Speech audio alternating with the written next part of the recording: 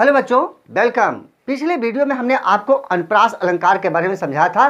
जैसा कि शब्द अलंकार के 3 भेद होते हैं, उन तीनों भेदों में से अनुप्रास अलंकार, यमक अलंकार और श्लेष अलंकार। हमने अनुप्रास अलंकार का अर्थ, परिभाषा और उदाहरण आपको समझा दिया था और उसके 2 भेद जो बचे थे आपका, दूसरा था यमक अलंकार और तीसरा था श्लेष अलंकार। क्योंकि अगर मैं एक में ही बनाता तो वीडियो बहुत ही बड़ा हो जाता, बहुत लॉन्ग हो जाता, आपको समझने में भी दिक्कत होती। इसलिए हमने अनुप्रास अलंकार को अलग रख दिया और यहाँ पर हम यमक अलंकार और श्लेष अलंकार, इन दोनों का परिभाषा, उदाहरण और इनमें अंतर क्या होता है, इसको आज हम आपको क्लियर कर देंगे कि ताकि आपको परीक्षा में कहीं भी कंफ्यूजन ना रहे। तो बच्चों 9th, 10th, 11th और 12th क्लास के जो बच्चे हैं उनके लिए केवल परिभाषा और उदाहरण ही काफ़ी है। लेकिन यदि आप कोई कंपटीशन बीट करने जा रहे हैं तो वहाँ पर आप इनकी बारीकियों को समझ लीजिए। अगर आपको ये समझ में आ गया तो कहीं भी किसी भी प्रकार से अगर कोई भी क्वेश्चन पूछता है, एक लाइन दे देगा, अगर उसमें पूछता है कि कौन सा अलंकार होगा तो आप वहाँ पर कोई आपको कंफ्यूजन रहेगा ही नहीं। और अगर आपने हमारे चैनल को सब्सक्राइब नहीं किया है तो अभी तुरंत कर लीजिए, क्योंकि आपको बहुत से नए नए वीडियोस आपको मिलने वाले हैं। तो देखिए बच्चों, यहाँ पर देखिए यमक अलंकार। अब यमक अलंकार का अर्थ क्या होता है? यहाँ पर यमक शब्द जो आता है, देखिए अनुप्रास का हमने अर्थ आपको बताया था कि अनुप्रास का अर्थ होता है आवृत्ति, और यहाँ पर यमक का अर्थ होता है युग्म या जोड़ा। युग्म को जोड़ा ही कहा जाता है, जोड़ा। और श्लेष में देखिए, श्लेष का अर्थ होता है श्लिष्ट। श्लिष्ट का मतलब होता है कि जिस शब्द के एक से अधिक अर्थ होते हैं वह श्लिष्ट होता है, अर्थात क्या, श्लेष होता है। दोनों को अच्छी तरीके से आप समझिएगा, दोनों को हम लेकर के चल रहे हैं। तो पहले यहाँ पर हम यमक अलंकार को समझ लेते हैं। तो यमक का अर्थ आपको समझ में आ गया कि यमक का अर्थ होता है युग्म या जोड़ा। यहीं से क्लियर हो जाता है क्या? देखिए पहली परिभाषा, जहाँ एक शब्द अथवा शब्द समूह का एक से अधिक बार प्रयोग हो किंतु उसका अर्थ प्रत्येक बार भिन्न भिन्न हो, वहाँ यमक अलंकार होता है। तो यहाँ से देखिए परिभाषा से ही क्लियर हो जाता है कि जहाँ एक शब्द या शब्द का समूह, एक शब्द या शब्द का समूह, ध्यान रखिएगा, और अगर अधिक बार प्रयोग हो किंतु उसका अर्थ प्रत्येक बार भिन्न हो जाए तो वहाँ पर यमक अलंकार होता है। देखिए एग्जाम्पल में आप देखिए तो हमने यहाँ पे 4 एग्जाम्पल दे दिए हैं। कैसा भी एग्जाम्पल पूछ ले आप, इन चारों एग्जाम्पल को अगर अच्छी तरीके से समझ लिए तो कहीं भी आप कंफ्यूज नहीं हो सकते हैं। तो देखिए पहला एग्जाम्पल, ऊंचे घोर मंदिर के अंदर रहने वाली।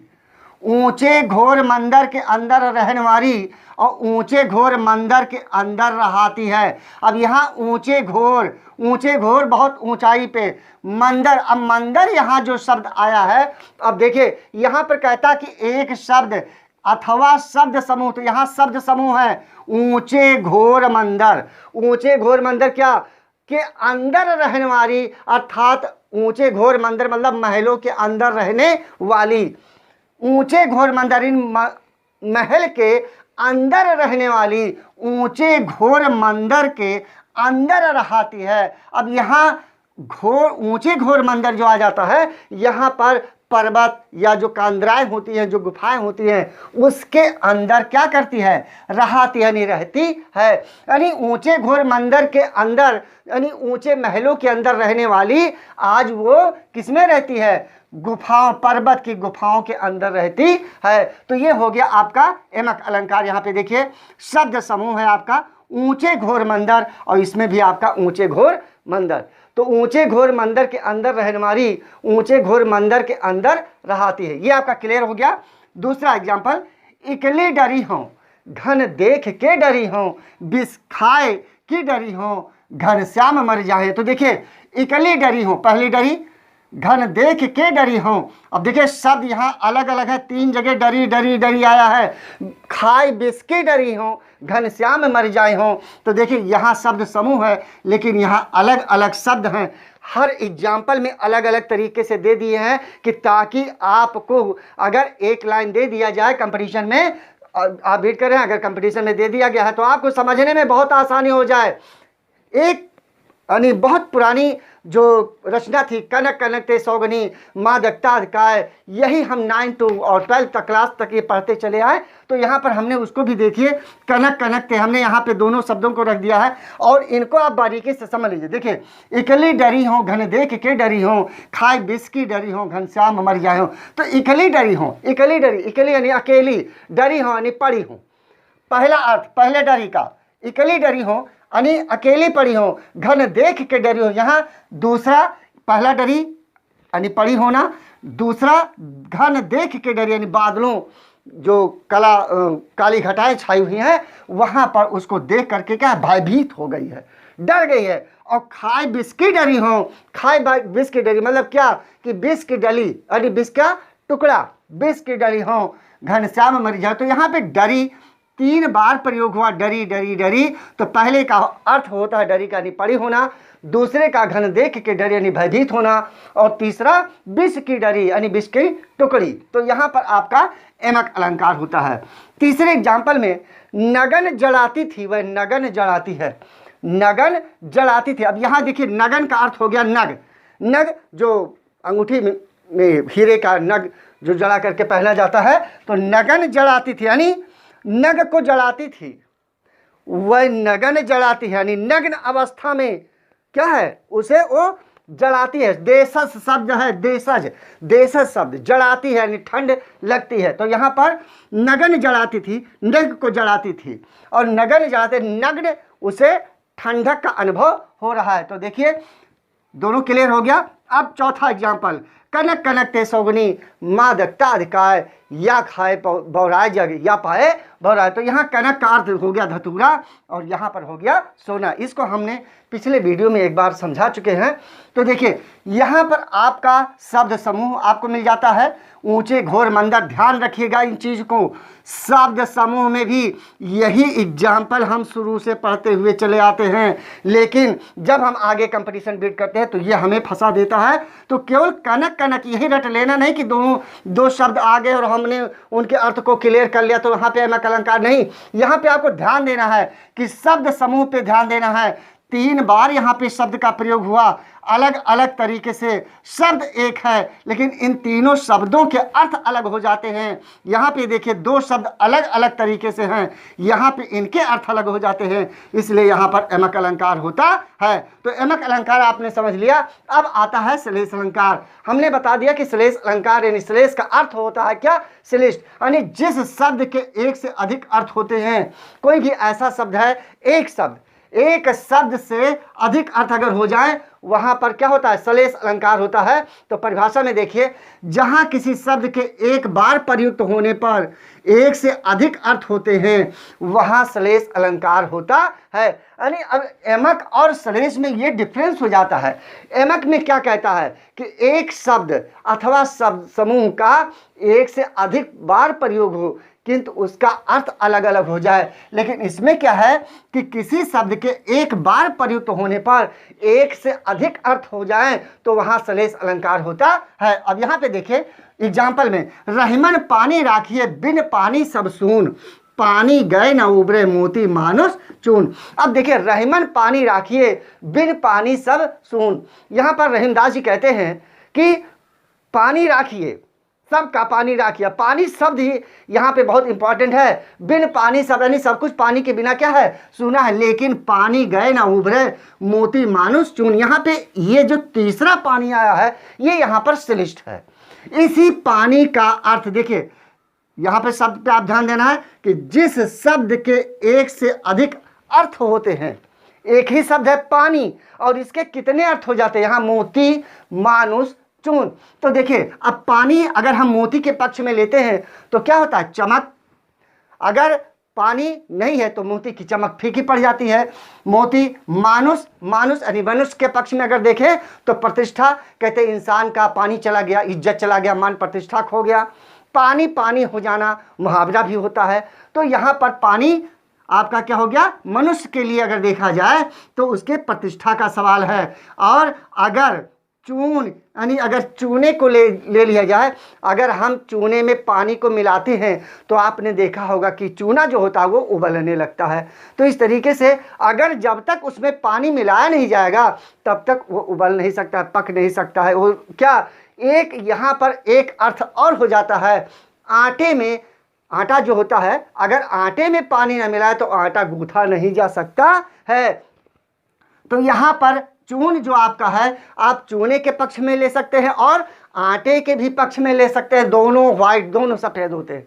तो रहीमन पानी राखिए बिन पानी सब सून, पानी गए न उबरे मोती मानुष चून। तो यहाँ पर पानी एक शब्द है लेकिन इसके 3 अर्थ हैं।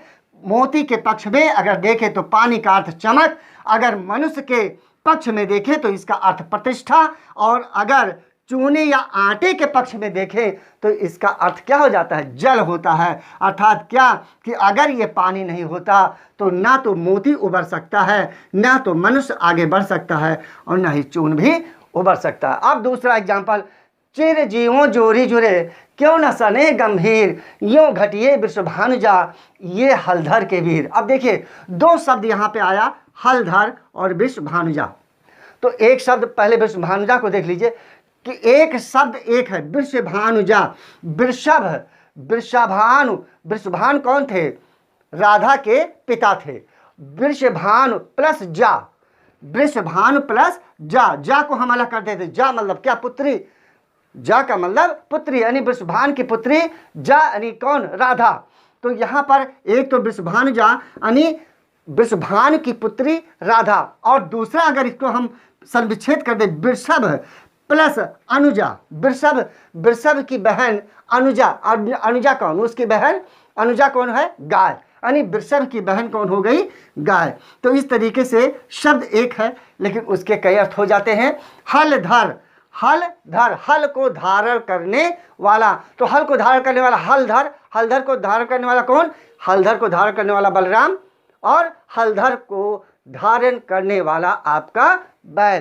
तो यहाँ पर हलधर के भी 2 अर्थ हो जाते हैं, एक तो हो गया आपका बैल और दूसरा हो गया बलराम। तो यह आपको समझ में आ गया।